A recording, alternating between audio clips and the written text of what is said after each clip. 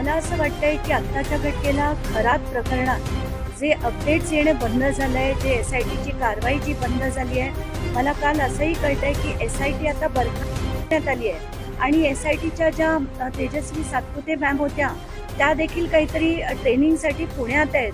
तर याचं पुढे झालं काय? इतकं मोठं प्रकरण जे 2 महिने पूर्ण महाराष्ट्रात गाजत होतं, इतका विकृत माणूस, त्याला शिक्षा होतेय की नाही, पुढे त्या सगळ्या कंप्लेंटचं झालं काय, चार्जशीट पूर्णपणे तयार झाली की नाही, या सगळ्या गोष्टी येताना दिसत नाहीयेत.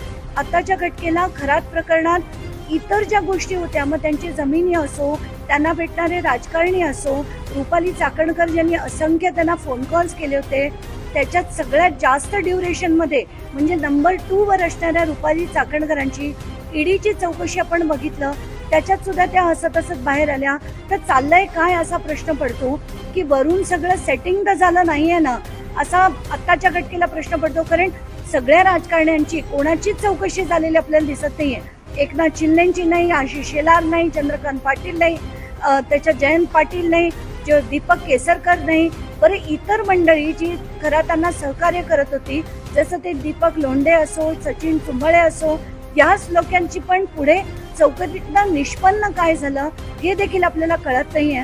तर आत्ताच्या घटनेला या चौकशीचं का पुन्हा एकदा फारसच होता आणि याच्यातनं सुद्धा काही होणार नाही हे तरी सांगून टाका एकदाचं. कारण कमिट्या बसतात, SIT बसतात, निष्पन्न मात्र काहीच होत नाही. तो एक खरात आत्ता जेलमध्ये, त्याचं सुद्धा उद्या बरं वाईट होईल. म्हणजे हा विषय मिटला का असाच प्रश्न आता मला पडलेला.